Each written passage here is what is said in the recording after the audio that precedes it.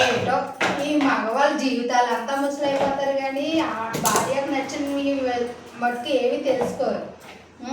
తెచ్చేసారు కూర కష్టపడిపోయి. ఏటైంది? ఏటయింది? ఏటవ్వలేదండి బాబు. మీకు నచ్చిన కూరలు మీరు తెచ్చుకుంటారు. నచ్చుతా నచ్చపోయినా మేము తినవలసి వస్తుంది. ఏది లేకపోతే ఏం చేస్తాం? తింటాం, తప్పదు. తింటావు కదా ఈ మాసం. తిండి ఒకలా ఉంటుందండి, ఇష్టపడింది ఒకలా ఉంటుందండి. అయితే నీకు ఇష్టపడింది వాడు తెచ్చాను. ఏడు తెచ్చేసారో ఏటో. ఇగో పీతలు తెచ్చాను నీకు ఇష్టపడింది. అబ్బోయ్, ఎన్నాళ్ళకి నాకు నా మనసు తెలుసుకొని నాకు నచ్చిన పీతలు తెచ్చారు. మీరు ఎలాగైనా శ్రీరామచంద్రుడు అండి బాబోయ్.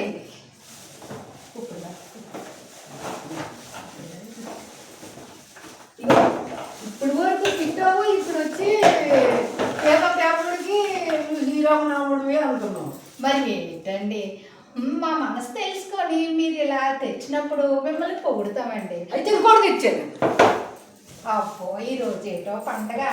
మామిడికాయలు తెచ్చాను. మామిడికాయలు అయ్యా బాబోయ్, నాకు నచ్చిన మామిడికాయ తెచ్చేసారే. అబ్బా, మీరు గోపాలకృష్ణుడు అండి బాబు. ఇదేంటి ఒక చుట్టూ గోపాలకృష్ణుడు అంటున్నావు, ఒక చుట్టూ రాముడు అని అన్నావు. నా మనసు తెలుసుకొని పీతలు తెచ్చింది నిజమే. మీ నాటకాలు బయట పడకుండా మామిడి పొడి తెచ్చింది నిజమే కదండి. అయ్యో, మరి ఎంత తెచ్చారు కదా. నేను ఒక చిన్న పని చెప్తాను, చేయండి. ఏటో? ఏదైనా ఆలస్యం చేస్తే అమృతం విషయం అయిపోతుంది కదండి. అవును. అందుకని నేను ఈ మామిడిపండు చక్కగా తిని పెడతాను. మీరు ఈ మటన్ కట్ చేసి ఈ పీతలు శుభ్రం చేసేసి రెడీగా ఉంచండి. అంతే.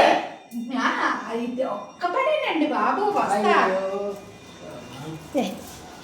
ఇంతేనమ్మా, ఈ లోకం ఇంతేనయ్యా, ఈ లోకం ఇంతేనయ్యా.